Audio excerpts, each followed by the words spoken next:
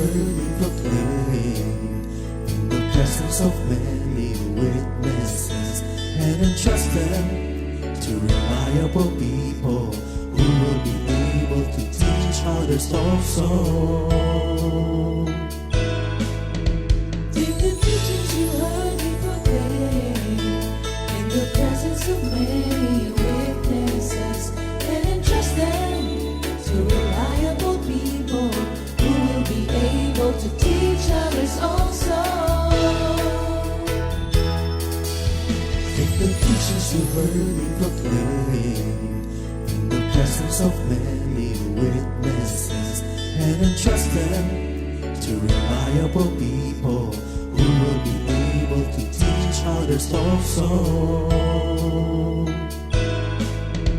Take the teachings you heard me proclaim in the presence of many witnesses, and entrust them to reliable people who will be able to teach others also. 2 Timothy 2:2. Hallelujah, 2 Timothy 2:2. Praise the Lord. 2 Timothy 2:2. You and me, let us proclaim the gospel. 2 Timothy 2:2. Hallelujah. 2 Timothy 2:2. Praise the Lord. 2 Timothy 2:2. You and me, Let us proclaim the gospel of Jesus Christ. Take the teachings you heard me proclaim in the presence of many witnesses, and entrust them to reliable people who will be able to teach others also. take the teachings you heard me proclaim in the presence of many witnesses, and entrust them to reliable people who will be able to teach others also. 2 Timothy 2:2. Hallelujah, 2 Timothy 2:2. Praise the Lord. 2 Timothy 2:2. You and me, let us proclaim the gospel. 2 Timothy 2:2. Hallelujah. 2 Timothy 2:2. Praise the Lord. 2 Timothy 2:2. You and me, Let us proclaim the gospel of Jesus Christ. The harvest is plenty, but the workers are few. As for me and my house, we will serve the Lord. We will serve the Lord.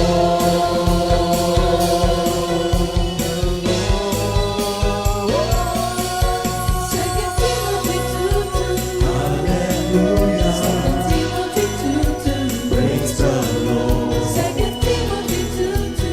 You and me, let us proclaim the gospel. 2 Timothy 2:2.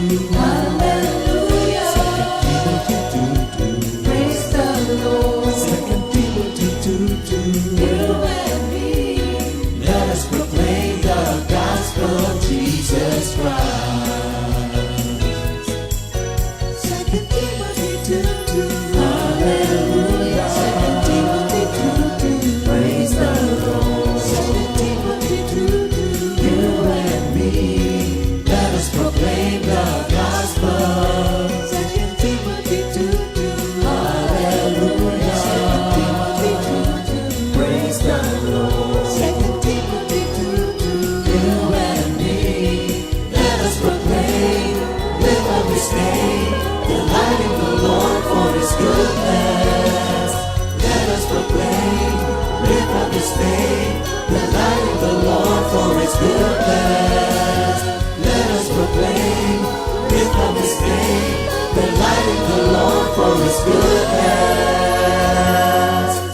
And He's God.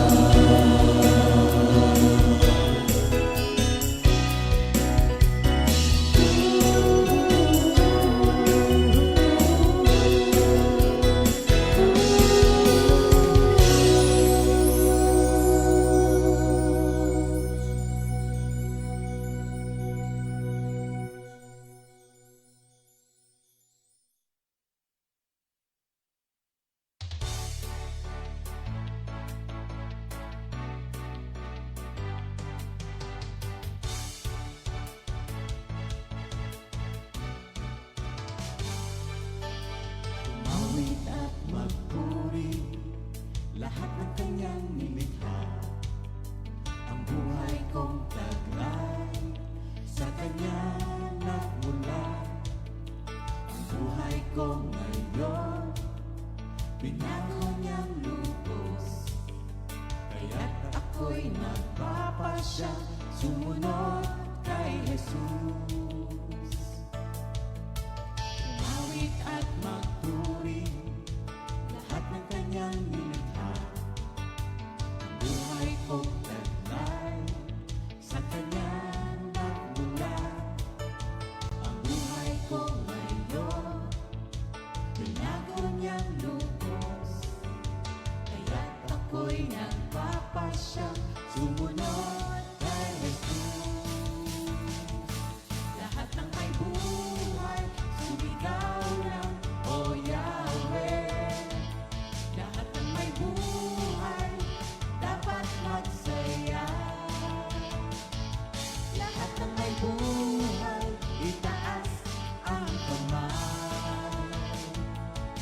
At magalak na sa Panginoon.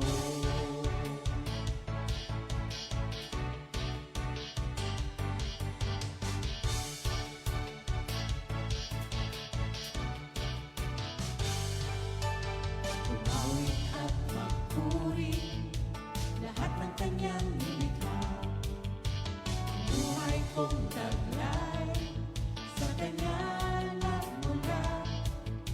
Ang buhay ko ngayon, binago niyang lubos. Kaya't ako'y nagpapasya, sumunod kay Jesus. Lahat ng may buhay, sumigaw ng O Yahweh. Lahat ng may buhay, dapat magsaya. Lahat ng may buhay, itaas ang kamay. At magalak ka sa Panginoon. Ano man ang iyong kalagayan, ito ay batid ng Diyos. Kamangha-mangha ang kanyang mga gawa. O kay buti mo, Panginoon. Lahat ng may buhay, sumigaw ng O Yahweh. Lahat ng may buhay, dapat magsaya. Lahat ng may buhay, itaas ang kamay. At magalak ka sa Panginoon. Lahat ng may buhay, sumigaw ng O Yahweh. Lahat ng may buhay, dapat magsaya. Lahat ng may buhay, itaas ang kamay. At magalak ka sa Panginoon. At magalak ka sa Panginoon. At magalak ka sa Panginoon.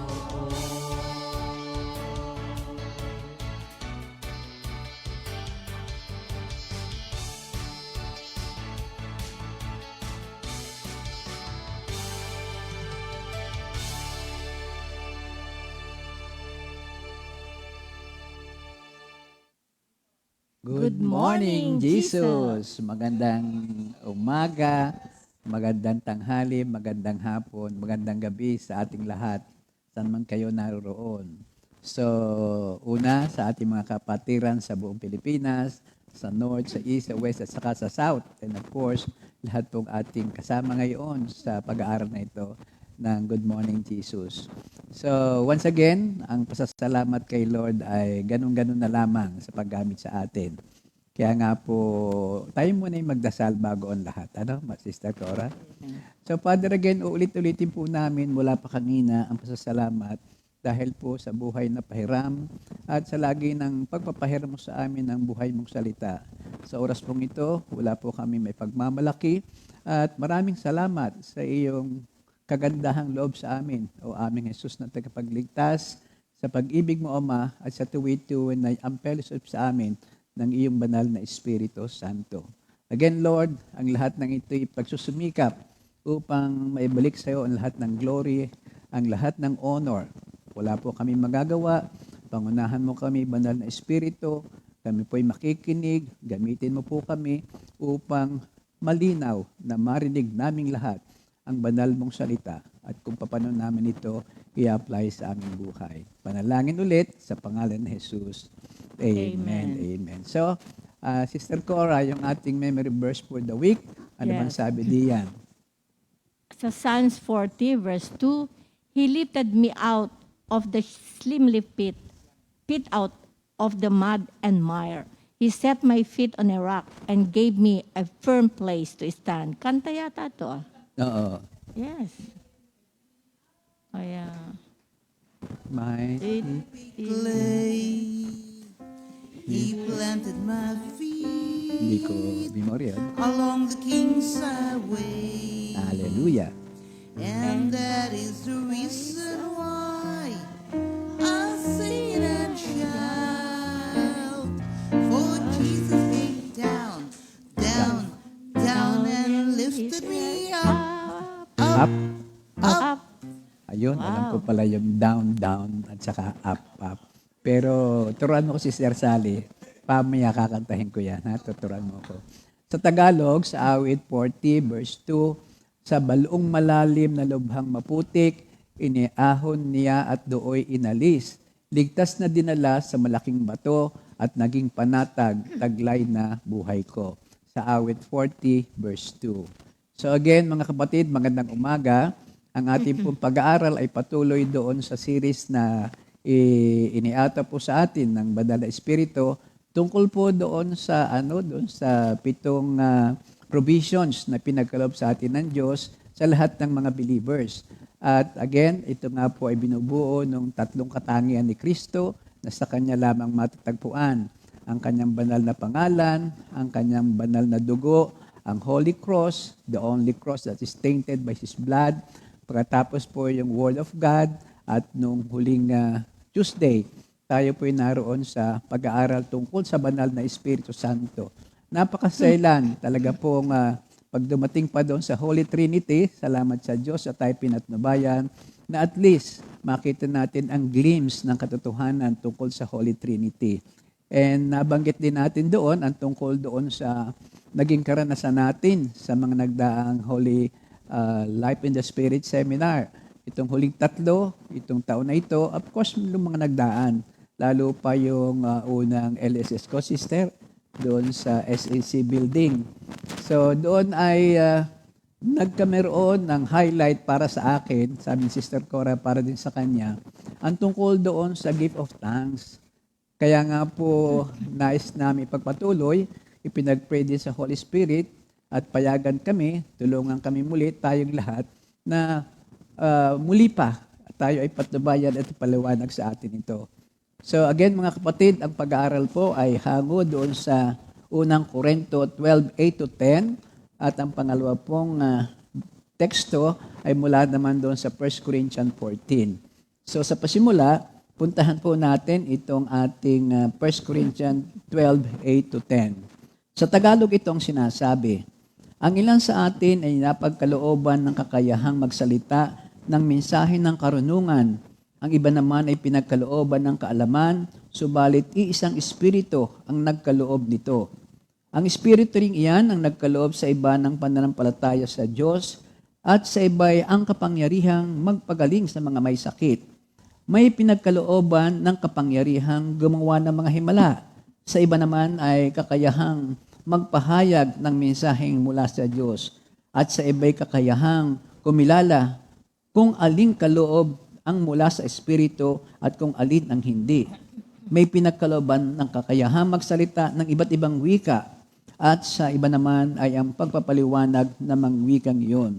Sa English, to another the working of miracles, to another prophecy, to another discerning of spirits, and to another different kinds of tongues, to another the interpretation of this tongue. So, purihin po ang ating Panginoon at tulad po ng naulit na natin, Ang ating pong tutukuyin ngayon, yung vocal gifts ng Holy Spirit. Then again, at ito po yung composed of the tongues, the interpretation, and the prophecy. Sa kaunting paliwanag, ang gifts of the Holy Spirit po natin ay nababahagi actually sa tatlong bahagi. Pero the term gift is derived from the Greek word charism or charisma and refers to spiritual blessing bestowed by the Holy Spirit to benefit the church of God. These gifts are crucial for the vitality and well-being of the church, and their absence can weaken it. So itong mga spiritual gifts na ito ng Holy Spirit, ito ang kailangan ng simbahan upang ang lakas at ang kabanalan ay magpatuloy-tuloy at hindi maging hadlang sa paglago nito. The early church was successful in spreading the gospel worldwide because of the powerful display of spiritual gifts. Today, we need these gifts more than ever. As before, the Bible mentioned numerous charismatic gifts, but we will focus on the spiritual gifts described dun sa ating nabasa. Sa 1 Corinthians 12, 8-10, these gifts can be classified into 3 categories. Ito po'y alam na ng marami. Ang una yung gifts of revelation, at ang kasama nito yung word of wisdom, the word of knowledge, and the discerning spirit. Ang pangalawa, yung gift of speech or the gift of the vocal gifts. Ito naman ay binubuo ng diverse kinds of tongues, the interpretation, and prophecy. At pangtatlo, gifts of ability or yung ating deed-oriented, which involve faith, gifts of healing, and the working of miracles. For today, tayo po'y na-lead na pumunta tayo doon sa sinasabi nating isang malaking bahagi ng bawat Life in the Spirit seminar natin. Ito yung ating vocal gifts. At ito nga ay composed of the diverse kind of tongues, interpretation of tongues, and prophecy. Noong isang Martes, ako'y napahiya kay Sister Cora kasi siya ay nakalimutan ko. Kaya nag-usap Joke kami lang ngayon. Joke lang naman yun. Siya na muna ang uuna. Ano, Sister Amen. Cora? Thank you, Titiran mo Lord. ako, ha? Talagang mahal mo ako. Yun. Hallelujah, hallelujah. Praise the Lord. Thank you, Lord. Sabi nga ni Pastor, sa pinag-aaralan ngayon ay talagang masyadong madugo dahil Holy Spirit ito. Kaya ako'y talagang buong pusong nananalangin na ibaba rin talaga sa akin ang kabanal-banal Espiritu para ma-share ko ang aking napag-aralan. Sa diversities of tongues, this is the supernatural ability to speak in languages of men or of angels. While its primary use is as a prayer language to commune with God, this can also be used to reach unbelievers for Christ, as well as to bring a message to a church congregation when it is interpreted. This gift of Spirit is a supernatural work and hence is not the same as an acquired skill of learned languages, that is, as a linguist. Biblical examples. Sa Old Testament, while the gifts of diversities of tongues is not seen in operation in the Old Testament, we do see the first time when diversity of tongues was released on the earth in Genesis 11, 1-9. Yun nga, sabi nga dito, in Tower of Babel. Alam mo ba ang kwentong yon kung ano? Kaunti lang. Oo. So, Yung- elaborate mo. Salamat. Ano kasi, may nagsabi niyan daw Tower of Babel, yung incidente dyan, Victoria ni Babel, ay parang ito yung the other way of looking dito sa ating study. Kasi nung panahong yon, nung insidenteng yon, meron silang, ano ba yon? Isang lingwahe. Kaya sila nagkasundo-sundo, nagtatayo ng tore. Ang objective is very frightful. Maabot ang langit. Tumabot ang langit. Oo, kaya ang Diyos ay nagkameron ng ganong attitude sa kanila at nang sila'y bumaba, nagkameron na ng iba't ibang wika. Sa ating study, iba naman. Sa ating study, iba't ibang wika na, lalo dun sa Acts. Pagkatapos, ngayon ay kinoconsolidate sa isang wika. Ito na yung wika ng Espiritu Santo, yung gift of tongues. Kaya parang ako yung nakita ko rin na yung pala ang isang symbolism kung bakit yung Tore ni Babel ay nagkaganon. Sister Cora, ako'y may kasalanan sa iyo. Tayo pala hindi pa nakakakanta. Hindi naman masama yung huli, ano? Lalo't papuri sa ating Panginoon. Mr. Arnold, tayo. Kailangan ko ang gabay niya, ano? Yan.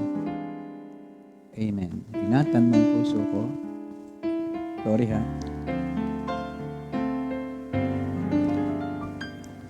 Ingatan mo ang puso ko, pati na rin ang isip ko, huwag mong hayaan mawalay sa piling mo.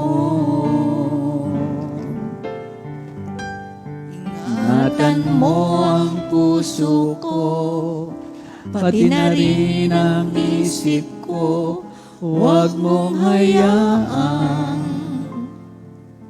mawalay sa piling mo. Dinggin mo, Jesus,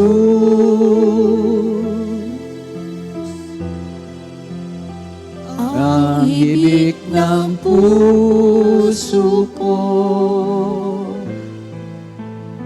Tanging pag-ibig mo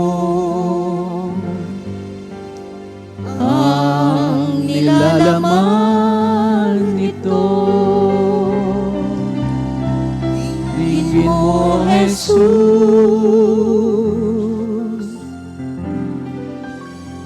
ang hibik ng puso ko.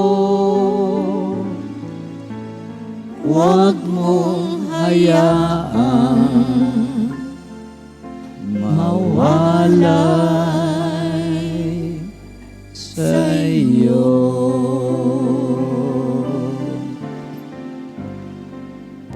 Thank you, Lord. So, yung sunod naman natin, example ay doon sa New Testament. The Lord Jesus foretold this sign. The Lord Jesus foretold that those who believe in Him would speak in tongues. And these signs will follow those who believe. In my name, they will cast out demons. They will speak with new tongues. Sa Mark 16:17-18. Ang mga sumasampalataya ay bibigyan ng kapangyarihang gumawa ng mga himala. Sa pangalan ko'y magpapalaya sila ng mga demonyo at magsasalita ng iba't ibang wika. Hindi sila mapapahamak kahit dumampot sila ng ahas o makainom ng lason, at gagaling ang mga may sakit na papatungan nila ng kamay. Thank you, Sister, Lord. okay naman. Ako ang katabi mo. Nauubo. Okay lang. Sorry, okay. Nasa, sige. What is speaking in tongues? Sa 1 Corinthians 14:4. The gift of tongues is a supernatural utterance in a language or languages, earthly or heavenly, which the one doing the speaking does not understand. It is a vocal miracle. It is a miracle of speech. Sa Acts 2:4-8, Acts 10:46, Acts 19:1-6, 1 Corinthians 12-14. Of all the miraculous gifts of the Holy Spirit, none has provoked more interest and fascination than the gift of tongues. By using the scripture rather than reliable testimony of humor and experience, we can learn through this study the nature of this gift, the purpose of this gift, the appropriate use of this gift, and the fate of this gift. So, we must remember that the scriptures are the church's infallible guide. What can we use in speaking tongues for? The gift of tongues can be used to witness sa Acts 2, to pray sa 1 Corinthians 14:2, to sing sa 1 Corinthians 14:15, and tongues with interpretation is equal to prophecy sa 1 Corinthians 14:5.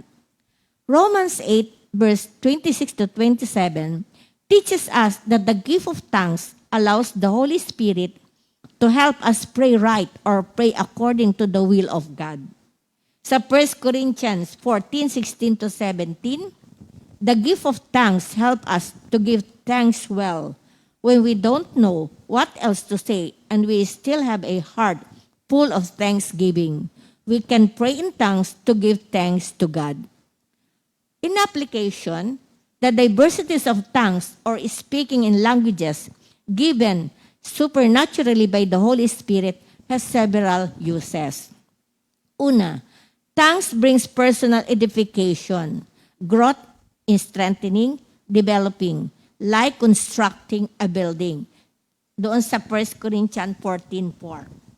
Prayer with the Spirit can help you overcome the weakness of the flesh. Sa Romans 8:26. When you pray with the Spirit, you make intercession for saints. Sa Romans 8:26-27. When you pray with the Spirit, you pray according to the will of God. Sa Romans 8:27.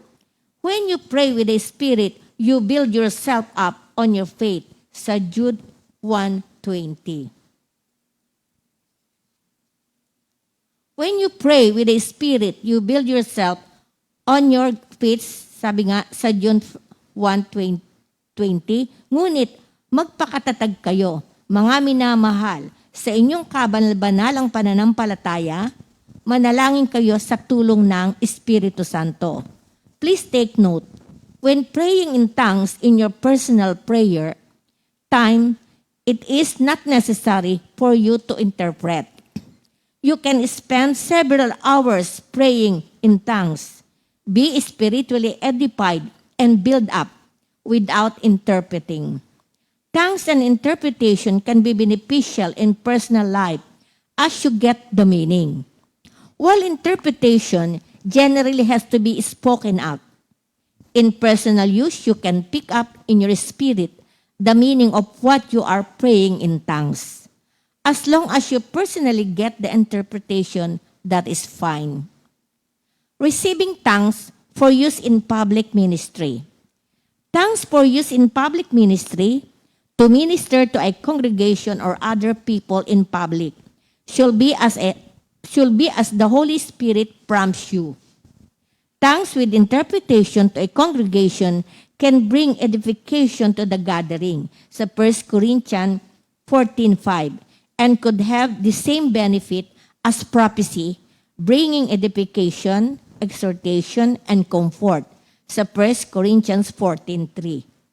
Those speaking in tongues to a congregation should pray for interpretation, sa 1 Corinthians 14:5-12-13. Pray a lot in tongues in personal prayer, but when speaking to a congregation, speak what everyone can understand, sa 1 Corinthians 14:18-19. When the church comes together as a congregation, there are unbelievers, uninformed people. It is better not to have everyone speak in tongues out loud at the same time, sa 1 Corinthians 14:23. It is best that in such a setting, 2 or 3 public messages be given and someone interpret, sa 1 Corinthians 14:27. However, in such a setting, individual believers can pray quietly in tongues.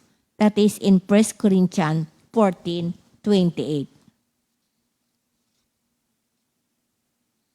Sunod dito ay ang interpretation of tongues sa 1 Corinthians 14:13. It tells the meaning of what is speaking in not supernatural language. It is a vocal miracle. Paul says that interpretation of tongues is equal to prophecy, sa 1 Corinthians 14:15. He says this gift help us to profit as a church, sa 1 Corinthians 14:16.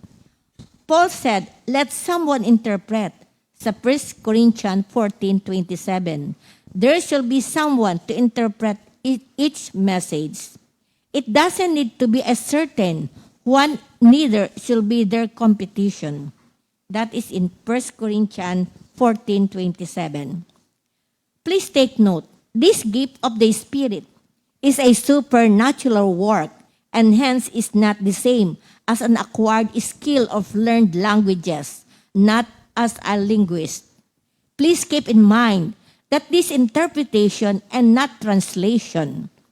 In interpretation, you do not do a word-for-word translation, but you give the gist of the meaning or essence of what is being spoken. It is not the gift of interpretation, but the interpretation of tongues. It is not an interpretation of people's thought or hard sayings, actions, riddles, dreams, or anything in the natural, but it is the interpretation of supernatural tongues. It cannot be learned at school in a million years, but can be given by the Holy Spirit in a moment to any spirit-filled person. Also, prophecy means God speaking to man through man. It is simply a supernaturally inspired message from God, which a person receives and communicates either to another individual or a group of people. Prophecy is not the same as good preaching. Good preaching can be done with study, preparation, skill, and good oratory. Prophecy is supernaturally inspired by the Holy Spirit and does not depend on preparation or good oratory skills. Sa 1 Corinthians 14:3, but he who prophesies speaks edification and exhortation and comfort to men. The simple gift of prophecy is given for edification, building up, exhortation, encouragement, and comfort sa 1 Corinthians 14:3. In addition to the above, a person in mature and consistent prophetic ministry will flow in correction, direction, revelation, and prediction, foretelling. Not fortune-telling, but biblical and spiritual future things.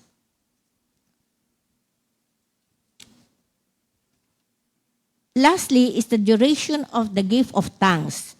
We have seen that the purpose for the gift of tongues was to be a sign to confirm the word for unbelievers, especially Jewish unbelievers.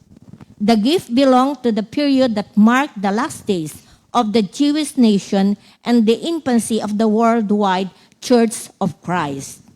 Like all of the miraculous gifts of the Holy Spirit, they had no purpose after all of teachings of the Christian's faith had been revealed, written down, and collected into one volume we refer to as the New Testament of the Bible.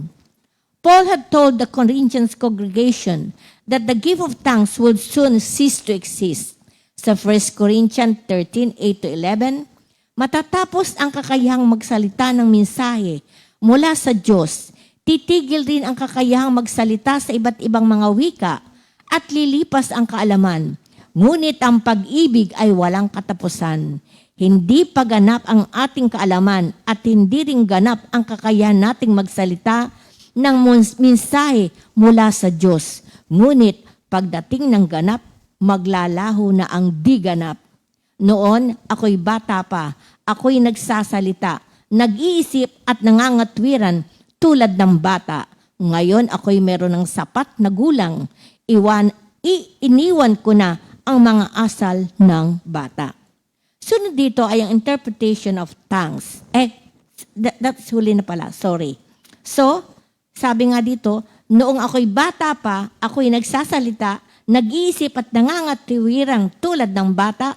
Ngayon ako'y meron ng sapat na gulang, iniwanan ko na ang asal ng bata. Amen. So, Praise napakaganda pala yung Oo. salitang Naulit mo yun. dyan yung tungkol sa pag-ibig. Yes. Yung sa 1 Corinthians 13, verse 1, 3, sabi doon ay, makapagsalita man ako ng mga salita ng mga anghel, kung wala naman akong pag-ibig, para laman akong isang gong Batingaw. na umaalingaw-ngaw. Kaya ako iiwasan din ng tao para dyan. So, napakahalaga para sa lahat yung gift of love. Pero ang sinasabi ni Pablo ay pagsumikapan din ninyo itong mga gifts na ito kasi ito yung nakaka-edify.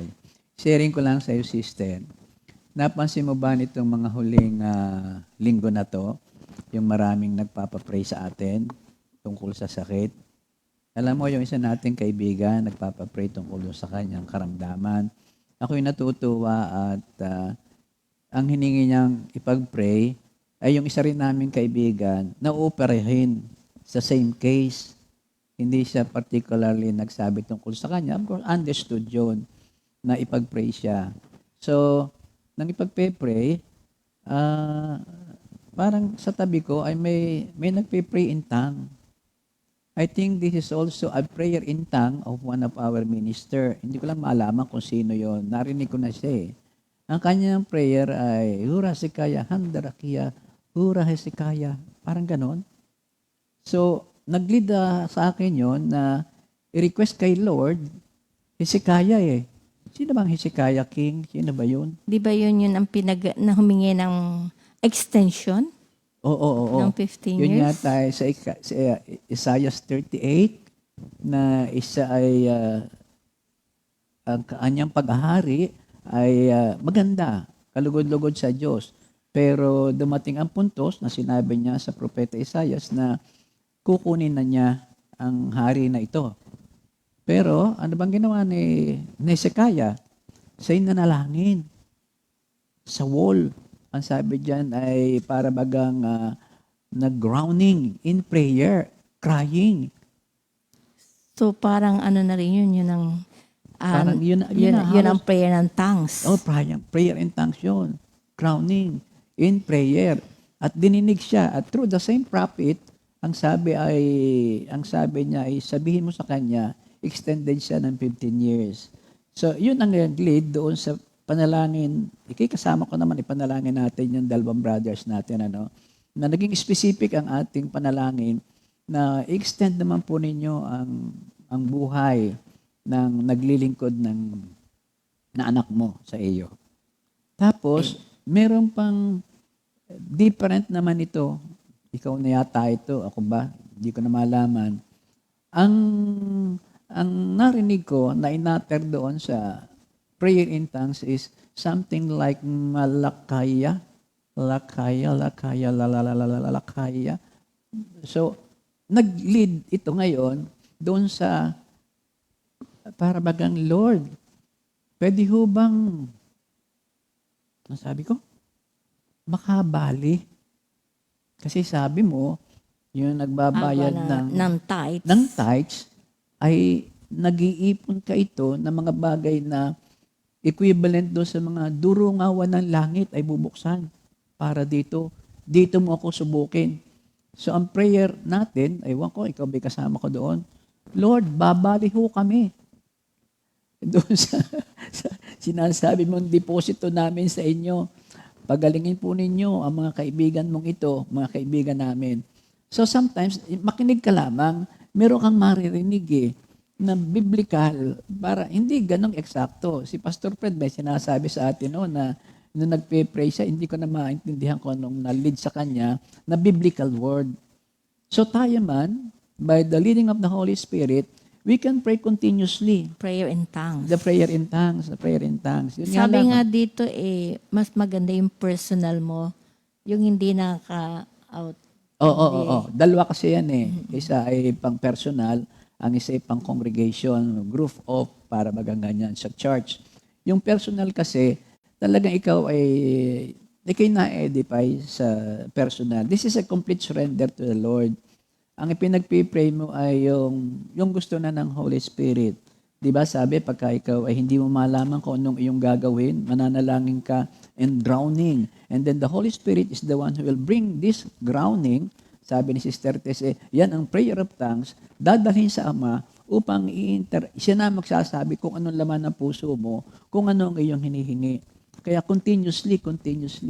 Mga kapatid, kayo ba hindi makatulog? Pagka kayo ba kuminsan ay hindi makatulog, ay gustong-gusto naman yung tumulog.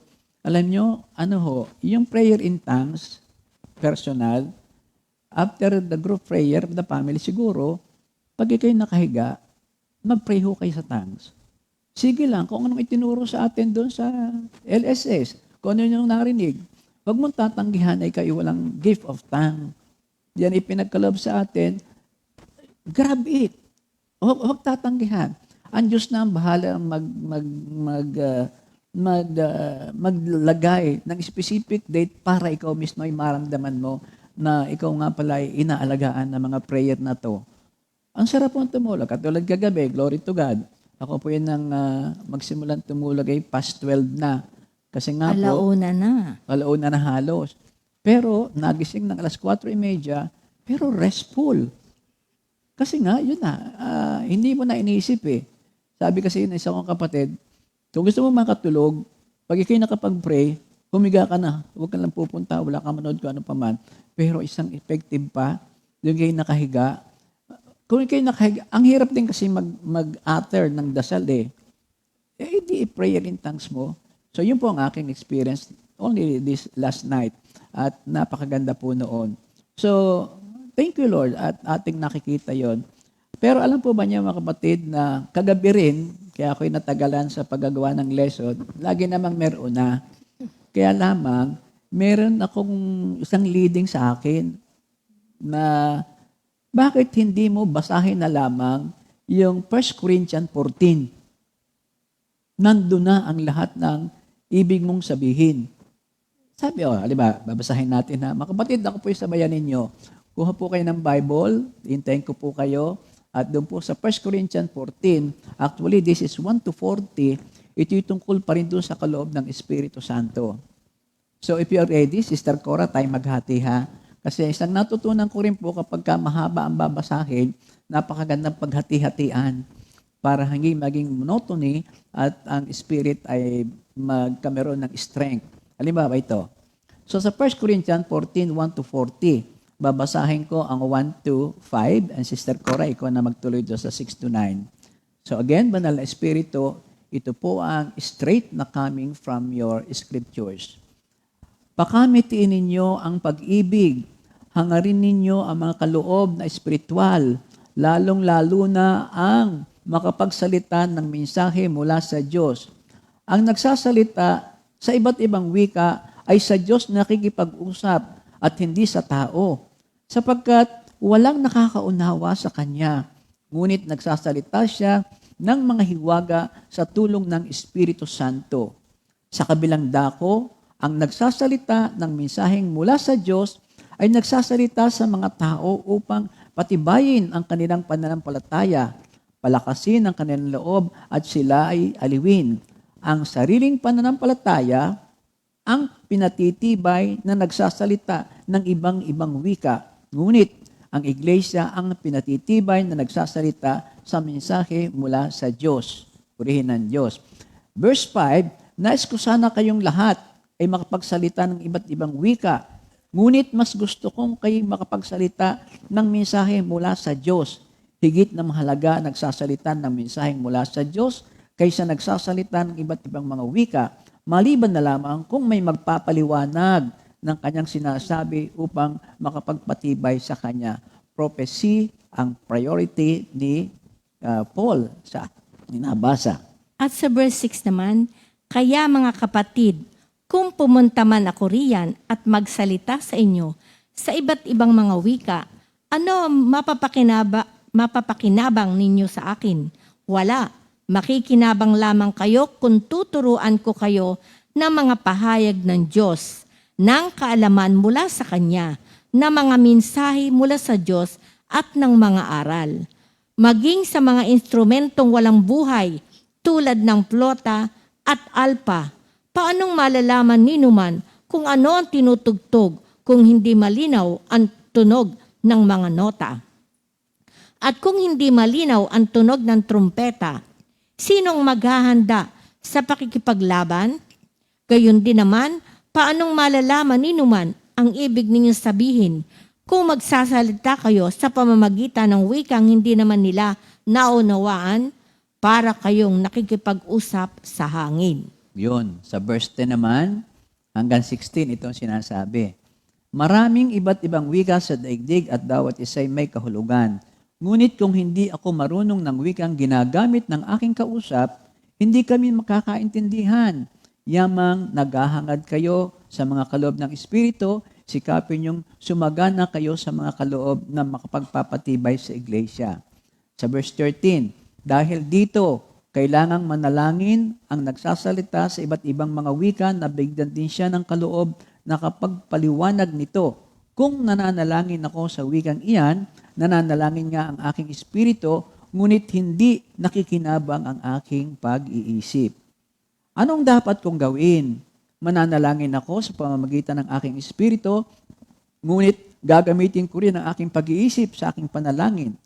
Ako'y aawit sa pamamagitan ng espiritu, ngunit gagamitin ko rin ang aking pag-iisip sa aking pag-awit.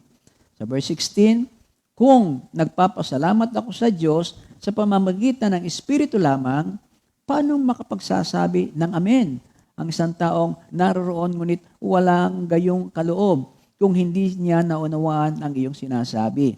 Mabuti ang iyong pagpapasalamat, ngunit hindi nakapagpapatibay sa iba. 18, Sister Cora? Sa verse 18, nagpapasalamat ako sa Diyos sapagkat ako'y nakapagsasalita sa iba't ibang mga wika, higit kaysa inyong lahat.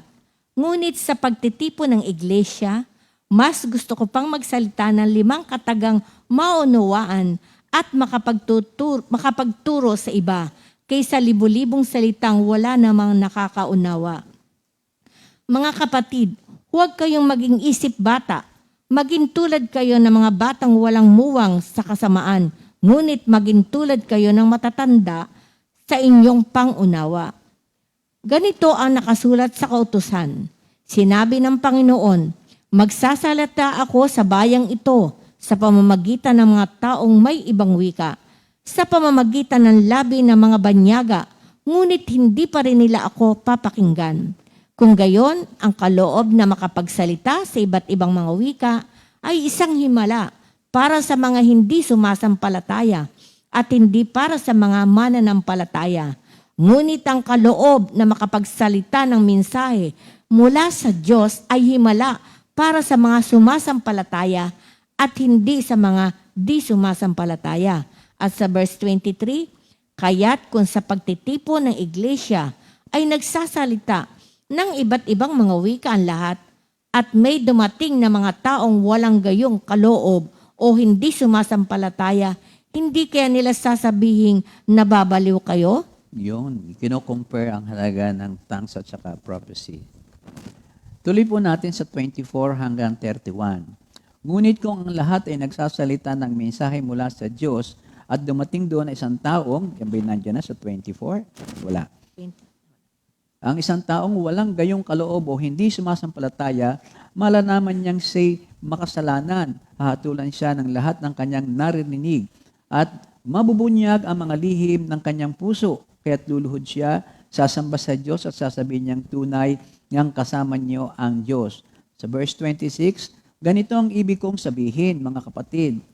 Kung ang inyong pagtitipon ay may maawit, may nagtuturo, may naghahayag ng kalooban ng Diyos, may nagsasalita ng iba't ibang mga wika, at meron namang nagpapaliwanag noon. Gawin niyo ang lahat ng iyan sa ipagpapatibay ng iglesia. Kung may nagsasalita sa iba't ibang mga wika, sapat na ang 2 o 3. Salit-salitan sila at kailangang may magpapaliwanag ng kanilang sinasabi. Ngunit kung walang magpapaliwanag, manahimik na lamang ang bawat isa at makipag-usap ng sarilinan sa Diyos. Sa verse 29, hayaang magsalita ang 2 o 3 tao na tumanggap ng kalooban na makapagsalita ng mensahe mula sa Diyos at timbangin naman ng iba ang sinasabi nila. At kung ang isa sa mga nakaporoon ay tumanggap ng pahayag mula sa Diyos, tumigil muna ang nagsasalita. Verse 31, sapagkat kayong lahat ay maaring isa-isang magsalita ng mensahe mula sa Diyos upang matuto at mapalakas ang loob ng lahat. Ang kaloob ng pagsasalita ng mensahe mula sa Diyos ay dapat mapipigil ng mga tumanggap ng kalooban niyon sapagkat ang Diyos ay hindi Diyos ng kaguluhan kundi ng kapayapaan. And then lastly, doon sa huling bahagi ng ating tinutukay, Gaya ng dapat mangyari sa lahat ng iglesia na mga hinirang ng Diyos, ang mga babae ay kailangan manahimik sa mga pagtitipon sa iglesia sapagkat hindi pinahintulot sa kanila sa ganoong mga pagtitipon ang magsalita, Kailangan sila'y pasakop gaya ng sinasabi ng kautusan. Kung mayroon silang nais malaman, magtanong sila sa kanilang asawa pagdating nila sa bahay, sapagkat kahiyahayang magsalita ang isang babae sa loob ng iglesia.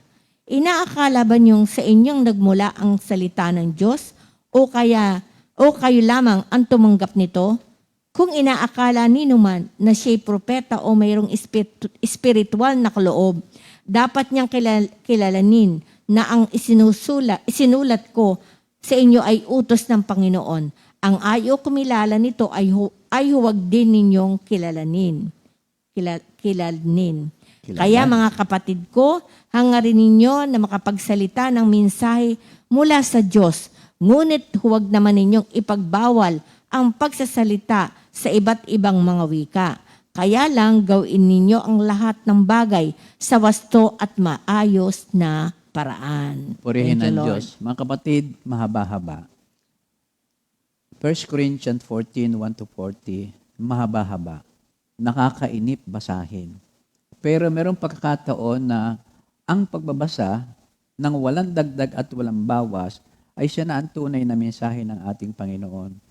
Minsan na nagpag-pray ko sa fellowship na, Lord, alisin po sa akin ang something na magtuturo sa akin at iiwas sa iyo. Glory to God, purong salita ng Diyos na sinunod-sunod lamang then a prayer. Ngayon, ibinigay ulit ito sa atin. Ito yung isang kumpletong kwento na ng pinag-uusapan tungkol doon sa gift of tongues, sa propesya, ang pangangailangan, ang mga hadlang, at kung ano ang maaring mangyari kapag ito hindi natin nabantayan. Ang 1 Corinthians na sinulat dito ay ito actually ay yung nagiging problema sa Korinto. Bukod sa sila'y mayaman, isang hadlang sa hindi nilang pagkakaisa, marami sa kanila ang itinuring ng sarili ay naiba. Dahil nga yung mga kaloob ng Espiritu Santo, kabilang na itong gift of tongues, ay para bagang inaari na that they are very, very special. Parang sila lamang. Kaya sa pagtitipon, parang sila ay itinatas ng kanilang sarili. Kaya merong disunity. At kung hindi mapipigilan, ay baka magtuloy-tuloy mawasak ang simbahan. Kaya itong 1 Corinthians 1-40, ito ang ginawa ni Pablo na babala sa lahat. Hindi ganyan. Hindi ko gustong hindi kayo magpe-pray sa tongue kasi ako'y nagpe-pray din. Kaya lamang, iingatan ninyo ito. Ito'y para sa Diyos, ito'y to edify the church and the individual, including yourself. Kaya yun po ang naging reason kung bakit ito'y napasulat.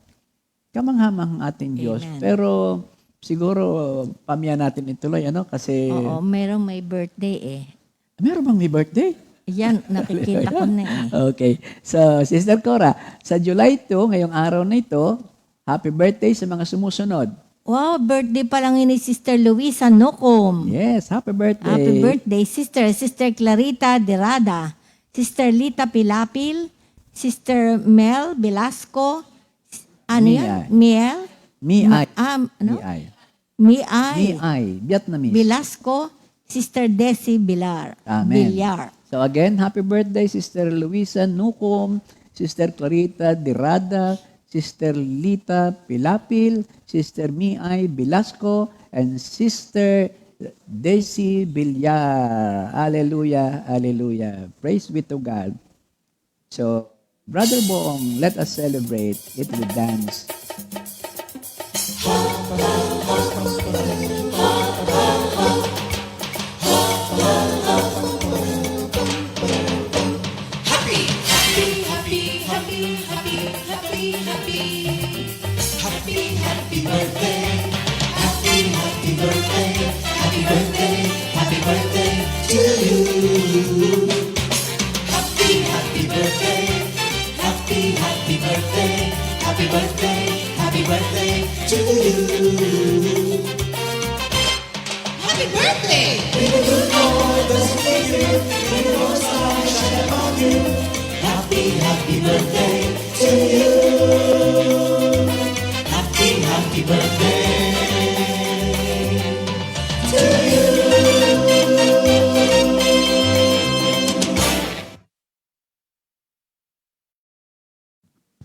Happy birthday! Thank you, Lord. Wala yata ang may anniversary ngayon, ano? Wala bang anniversary? Bago yung ating mga announcement, yung kahapon na lesson, napakalaking bagay sa akin yung Sanctity of Light. Kaya dapat nga pala sineselebrate itong birthday, Sanctity of Light. Can you imagine? Ikaw ay kasama sa plano ng Diyos mula doon likhain lupa, nasa pitsang yun, ikaw ay sisilang at mula doon, provision, protection, divine providence ang ibinigay sa iyo. Naalala ko kami po mga kapatid ay mayroong binigay sa amin si Lord na extrang anak. Yung pong si JC, yun ho ay, kaya lang kinuha na rin siya ni Lord. At siya po ay, ba't ko ba nasabi yun? Sanctity of Life. Yun ang batang yun, naulit ko na rin man sa atin ng ilan na yata, matagal na. Yun po ay gift kay Sister Cora nung siya'y birthday. Oo, gift sa kanya. Kami nga ay galing sa Maynila, celebrate ng kaunti.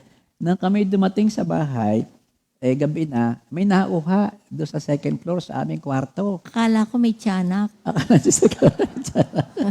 Kasi sa kwarto, pag namin, Tapos may umuha. mabuti na lamang, nung bumaba ang matit sa isa naming tiya, kumanta ng Happy Birthday to you. Dala-dala yung bata, nasa lampin. Nasa lampin. Yan. Pass Kaya ang forward. pangalan niya, Emmanuel. Emmanuel, God is with us. Yun ang aming nilagay. So, ba't ko ba naikwento yun? Sanctity of Life. Ito kasing batang ito, na magkukwentuhan na, kakain ng kwento-kwento, fellowship, sabi ng madre, actually itong batang ito dapat ay patay na. Ipalalaglag ng ina. May reason. Kulang. Poverty. Labindalawa. 12 na ang anak. Magiging ipalabintatlo siya. Magiging 13. At numerology, hindi maganda 13. Pero ang main Sa reason, probinsya kasi, yung gano'n. pagpapakain. Yung kasing ina, naglalabas sa kumbento. So, kinikita yon pero sa 12 anak, may take out siya pag nasa madre. Yun namang ama, nagkokopras. Nakita lamang kapag may binababang niyog at kung saan. Basta madalit salita, reasonable in terms of worldly reason, pero unreasonable by the word of God. Sabi nga kahapon, he's not a choice, he's a child. Hindi pwedeng ganun. Kaya Sanctity of Life. Fast forward ulit. Magaling na ako ngayon sa fast forward, Sister Cora. So, dinala nga sa amin. Ay, thank you, Lord. Medyo, isa lang ang lalaki ko, si Giovanni. Itong dalawang ito, naging barkada. Ay, ang saya-saya namin tatlo. Praise the Lord. Meron kaming lakad ng mga lalaki. Meron lakad sila ng mga babae. At masayang masaya. Ngayon, noong ito ay mga 7 years old na, nagtatanong na, bakit ho, ang sabi ako daw ibang apelyido? Medyo, yung mga anak ko nila sumagot. Mabuti nga, 2 yung tatay, 2 yung mami, kami isa lang Tsaka, kita mo ba kung kulang ba ang asikaso sa inyo?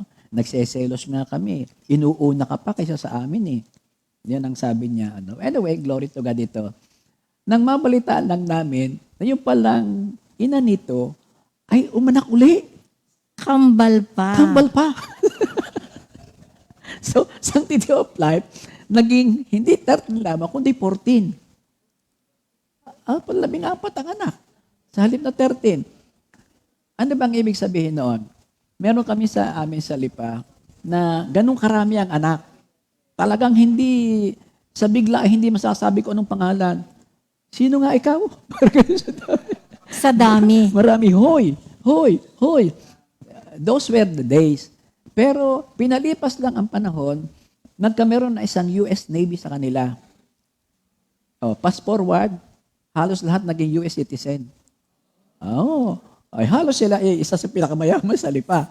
Because of that, in terms of category lang ng mga ordinary sa amin, isa sa pinakamayaman sila sa dami ng bilin lupa, nasa Amerika, narito. So, Sanctity of Life. Yun po mga kapatid, ang ibig ko lamang ipahiwatig sa atin. Of course, sabi nga bakit kayo nag-sex? Yan ang naging sanhi nun. Nasaan nga ba ako? Announcement na tayo. Sanctity of life. Sanctity of life, sanctity of life. Gusto ko yung pinag-usapan kahapon. Kaya yung mga anak ko ay talagang huwag na huwag. Huwag na huwag. Isa yan sa ipinapalagay ko na yan, pagpatay ng isang bata na walang kadepensa. Meron niyang kailangan dasal-dasal, hindi pa ibigay. Kayo naman, basta diretso lang kayo. Kung kakapusin, o hindi kakapusin. Kasi sinunod mo yung, kaya pinadami dyan, yung pakakainin, dahil si Lord, tuwang-tuwang magpakain, mag-bless na marami.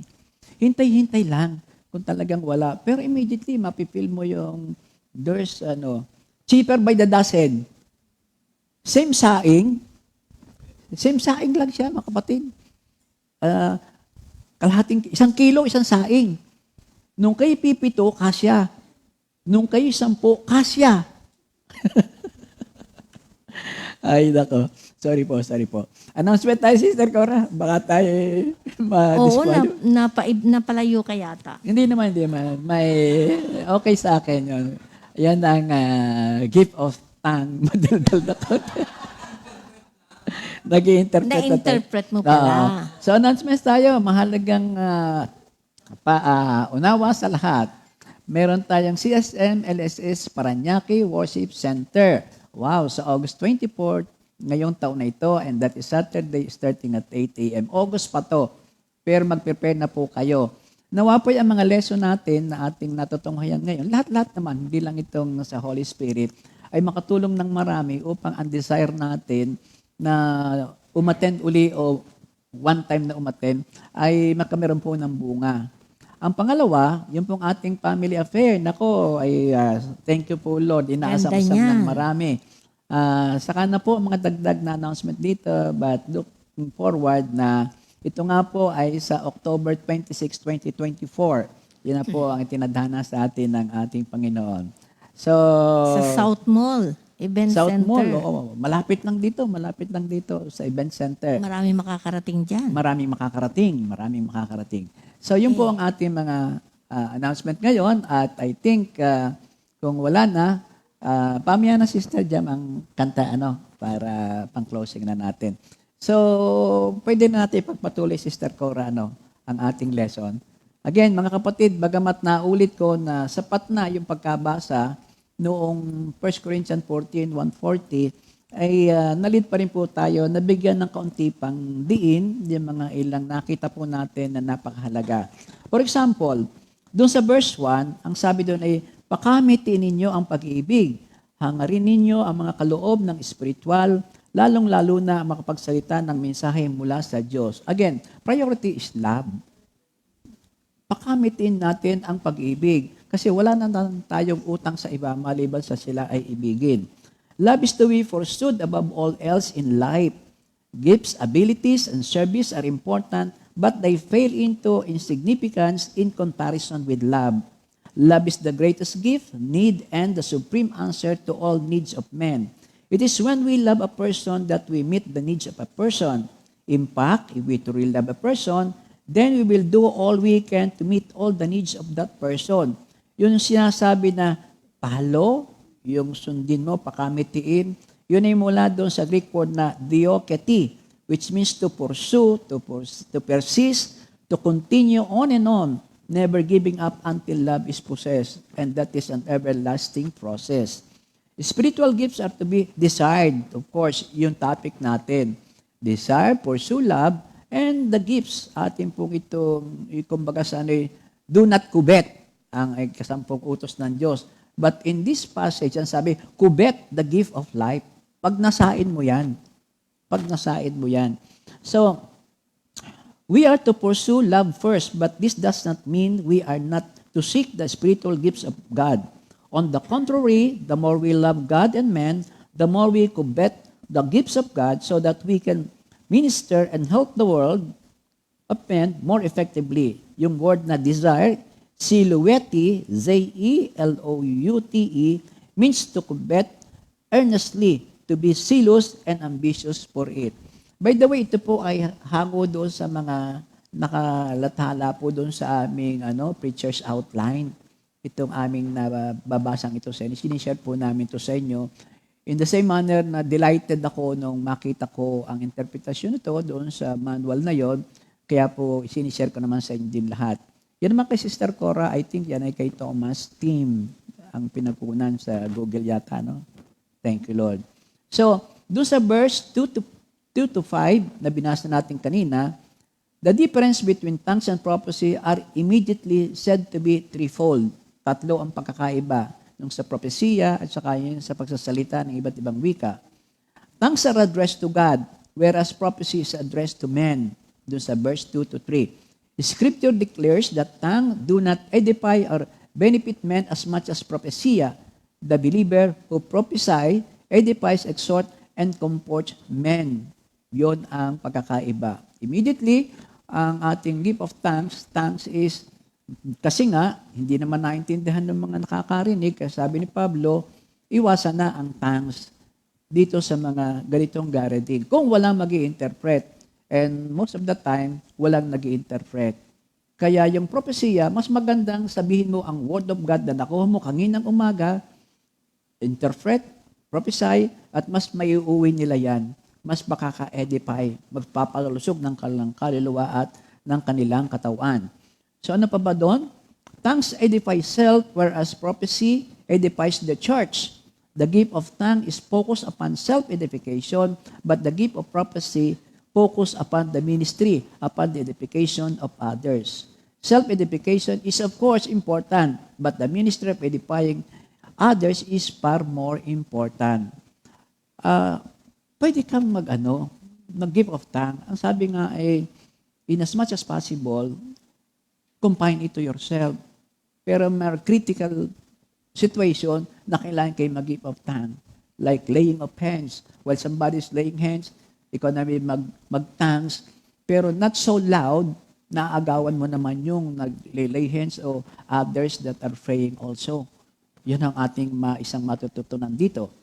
Tongues are commendable, but prophecy is more commendable. This is a verse that needs to be given close attention, both for those who emphasize and by those who minimize and deny tongues. They are both important. Parehong commendable. Kung sa palagay mo ay sa iyong sarili ay mas mabuti na nandun ako magpunta sa propesya o gagamit na ako ng ilan pa na nababasa ko sa Bible, kaysa mag-tangs ako na mag-tangs na wala na makaunawa, makaka-offend pa halimbawa o makakapagpababa pa ng moral kasi hindi niya maintindihan sinasabi mo, ay sige lang. Pero ako'y nagpipray na napakanda kasi sa church ay halos ay tayo ay nasa tongues in His time. Huwag tatanggihan. Kaya sinabi sa 1 Corinthians 4:14, this is a gift, not to a selected people, but to all the members of the church. To all believers. In His time, pupunta tayo sa ganong sitwasyon. For like for all, to speak with tongues, but it is far more important to all to prophesy and proclaim the gospel. The prophet is far more important than the man who speaks in tongue unless the tongues are interpreted. Ang mga propeta, yun po ang mga kailangan. Yun nga lamang, yung tongues ay kailangan din. So, ang isa pang nakikita natin dito yung encouragement, exhortation, parakiasin, P-A-R-A-K-I-E-S-I-N. It means to strengthen, to encourage, to call to the side of. Another purpose of prophecy is to strengthen and encourage people by calling them to God. Ano bang ibig sabihin ng strengthening? Strengthening is also edification, mula sa Greek word na oikodomin. O-I-K-O-D-O-M-E-N. It means to build up. Parang isang construction terminology na nagre-refer to the constructing a building. So, building up. The first purpose of prophecy is to build up people, not to distract. All people needs to be built up, to be encouraged.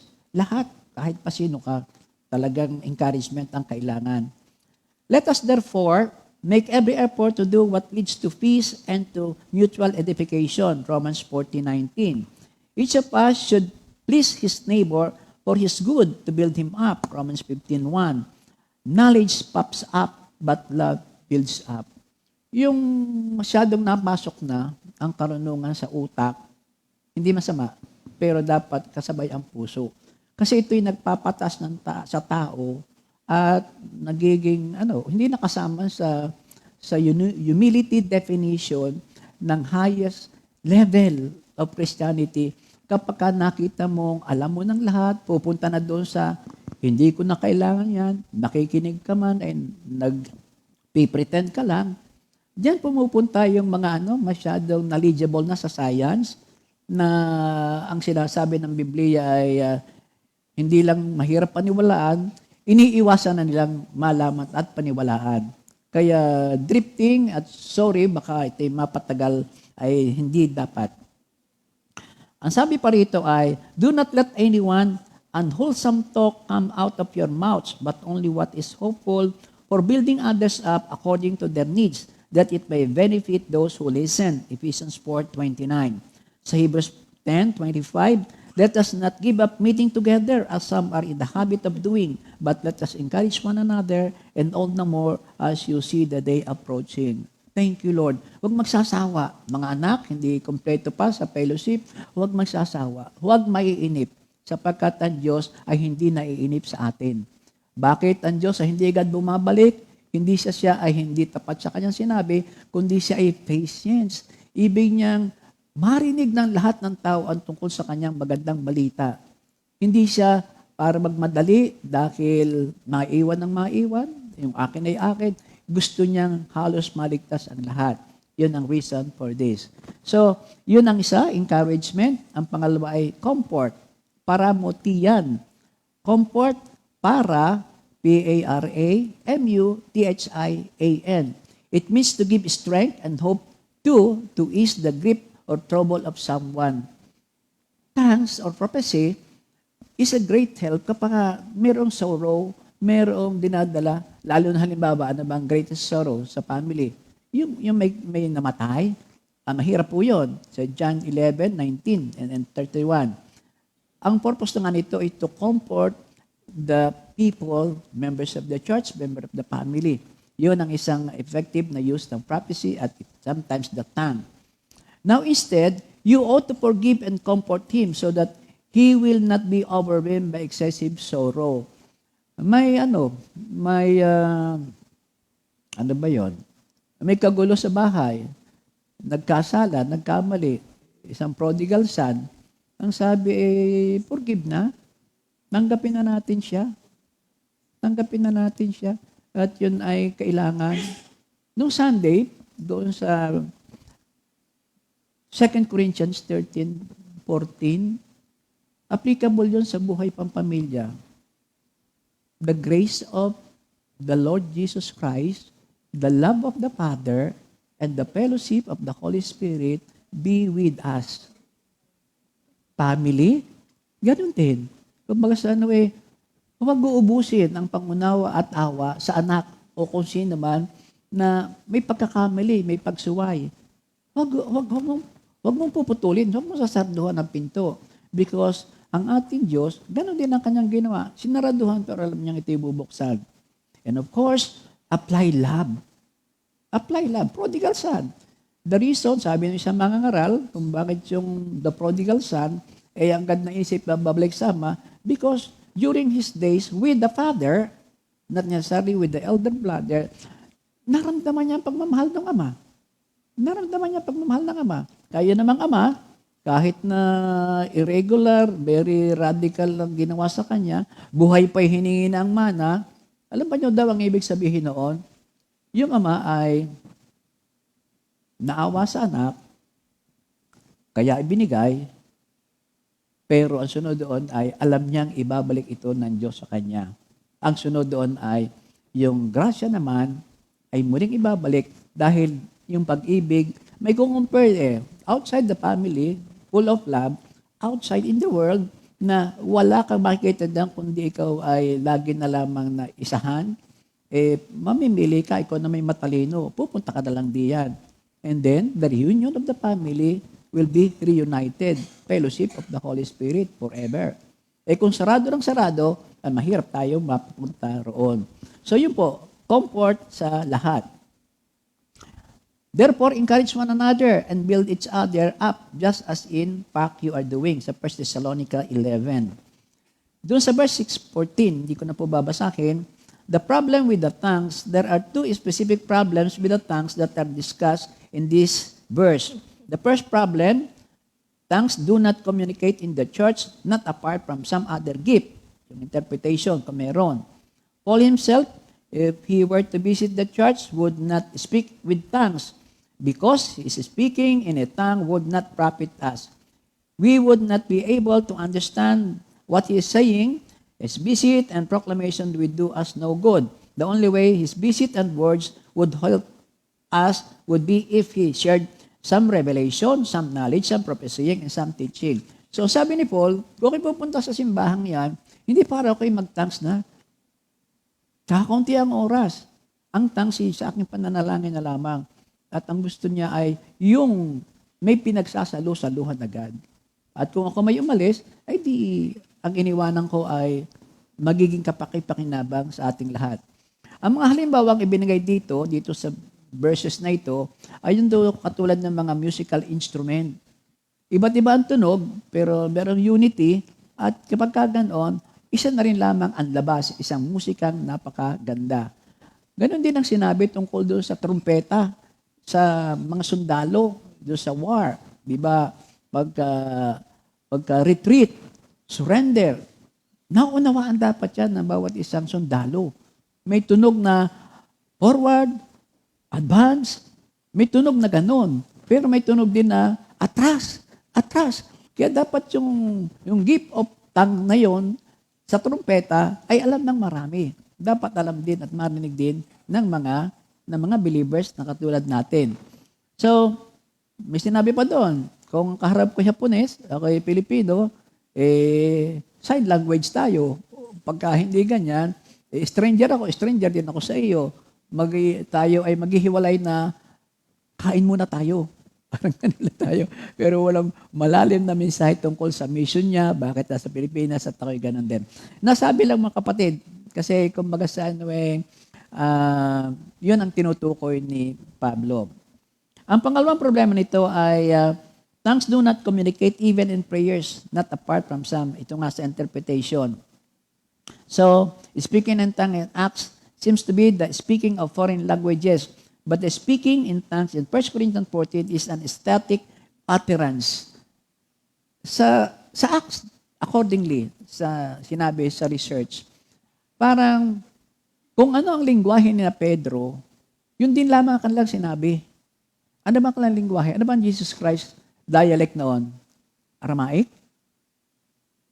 Nung panahon ni Jesus Christ? Hindi Hebrew, hindi Greek. Ano nga? Opo, pero yung dialect ng mga apostol doon, o ng Greek din. Combination. May nabasa ko na parang Aramaic. Ano ba yung Aramaic?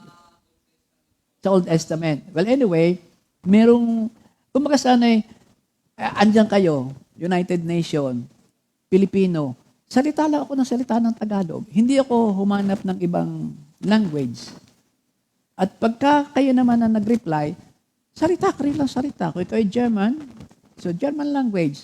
At ang connecting mo doon ay ang Holy Spirit. Parang ganon ang sinasabi sa Acts. No, so special. Pero dito naman sa 1 Corinthians 13, ang utterance doon ay parang may trance. Parang static. An object and thorough study of this one it applies to foreign language. The point is an eye-opener. If we, a believer, prays in an unknown tongue, it is unfruitful unless he has the gift of interpretation. His prayer is unfruitful and meaningless. Again, doon naman sa verse 15 to 20, yung binasa natin kanina, ang sinasabi doon, Paul's own personal worship and use of tongue is covered doon sa terms na yon. Paul worship by praying and singing both with the spirit and with the mind. Yan ang pinaka-crucial doon. Paul is not denying or forbidding the exercise of the gift of tongues. He's insisting on the proper use of the gifts. He says that he himself will also pray and sing with my mind. The stress is that he doesn't pray or sing without understanding with what he is praying and singing. He gives two reasons for this. Ano bang reason ito? He wishes others to understand and to confirm what he prays and sing. He wishes others to be edified. The giving of thanks and prayer are not wrong. In fact, they are good. But if they are done in a tongue, others are not edified. Encourage. Thanks kayo, thanks kayo. Pero sinasabi niya, regulate. Regulate, dapat maka-edify. Paul is speaking in tongues often, but in the church, he always uses another gift. Nothing could be any clearer about Paul's practice of tongues in than this verse. Paul had the gift of tongues and used the gift more than you all. Kumbaga, ako ang pinakahamak sa lahat, pero pagdating sa spirituality, such as the gift of tongues, talo ko kayo doon. Ako'y lagi nang nariyan. However, in church, he would rather speak 5 clearly understood words than 10,000 words in tongue. Yun, ulit. Ang sinasabi ay, sapat nang sabihin mo John 3:16 kaysa sabihin mo na, walang mararating yun. Uuwi ang mga yan na either ikaw ay nasayang lamang ang pagpunta ko rito o di kaya may, katulad doon sa Acts, lasing ang mga yan o insane. Yun ang kay Pablong position sa gift of tongue. Sabi po rito Paul urges one thing, maturity and edification. This is a strong imperative of forceful statement. Brothers, stop thinking like children. In regard to evil, be infants. But in new thinking, be adults. It seems as tongues had so divided the Corinthian church, yung ating paunang salita kanina. This very gift of tongue ay hindi naging gift. As a matter of fact, it became an instrument of division. Dahil nga, ang pagkakaintindi, very privileged ang may gift of tongue na ganito. Sabi pa rito some of the believers just did not understand the gifts, their importance and purpose. Therefore, they were acting like children, stricken with a different emotional and spectacular experience. They desperately needed to understand the gifts and their proper place in the believer's life. Ito ang point. One thing was certain. There was to be only love and mature understanding. Believers are to be as mature men and women, not as children. Thank you, Lord. Hallelujah. Let us pray. Lord, sa iyo pong pamamaraan, panalangin na ang iyo pong itinuro sa amin ay hindi na sobrahan ang pagkakadagdag, hindi naman nabawasan ng malaki. Panalangin po namin na meron kaming maiuwi at ako'y nananalig na may maiuwi. Ang lahat naming natutunan tungkol sa panalangin, sa tongues, sa maranasan namin, sa LSS at sa personal namin experience, ay patuloy naming gamitin hanggang sa makita po namin na ikaw na ang aming kausap. Thank you, Father God. At again, salamat, Lord, sa iyong awa at grasya sa amin. Dahil nga ito, tinuturuan mo kami ng malalim, pero dahil sa pag-ibig, ito ay nakakameron sa amin ng kalugod-lukod, nakaka-edify, nakakapagpalakas. Salamat po sa pag-ibig ng Ama dahil po sa Kanya, sa iyo, Ama, ito po kami. Pinananaligan namin ang lahat ng ito dahil din sa pag-ibig ni Kristo. At salamat sa pagbibigay mo sa amin ng Holy Spirit na lagi namin kasama-sama. Hindi kami iniiwanan, hindi kami pinababayaan. At tunay ka, ang kanyang fellowship is with us now and forever. In Jesus' name, amen, amen. Thank you, Lord. Praise the Lord. Song up, yung ating repeat song. Thank you, Lord. Hallelujah.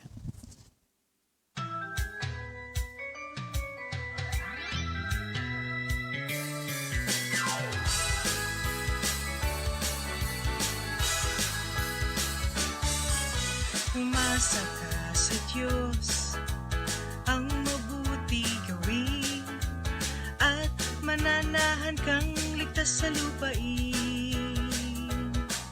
Sa Sa Diyos mo hanapin ang kaligayahan, at ang pangarap mo'y iyong makakamtan. Umasa ka sa Diyos, ang mabuti gawin, at mananahan kang ligtas sa lupain. Sa Diyos mo hanapin ang kaligayahan, at ang pangarap mo'y iyong makakamtan. Si Yahweh ay tapat sa kanyang salita, at maasahan ang kanyang ginawa. Si Yahweh ang sa atin nagbibigay lakas. Sa daraanan ko'y siyang nag-iingat.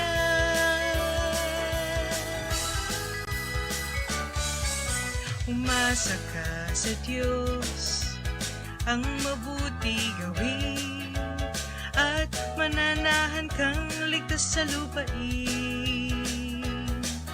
Sa Diyos mo hanapin ang kaligayahan, at ang pangarap mo'y iyong makakamtan.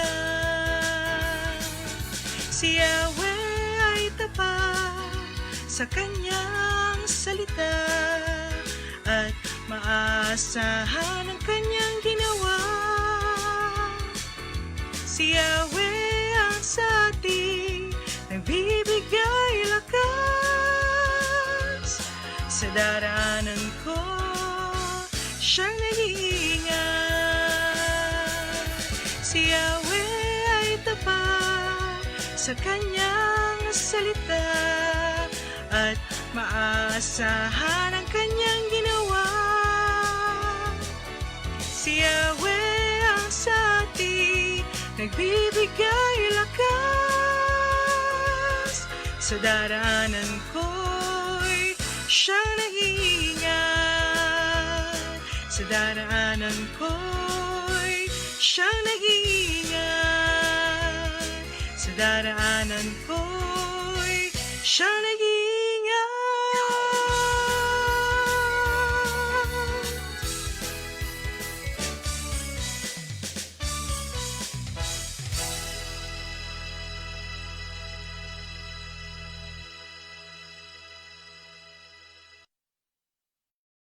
Second Timothy 2:2. Hallelujah. Second Timothy 2:2. Praise the Lord. Second Timothy 2:2. You and me, let us proclaim the gospel. Second Timothy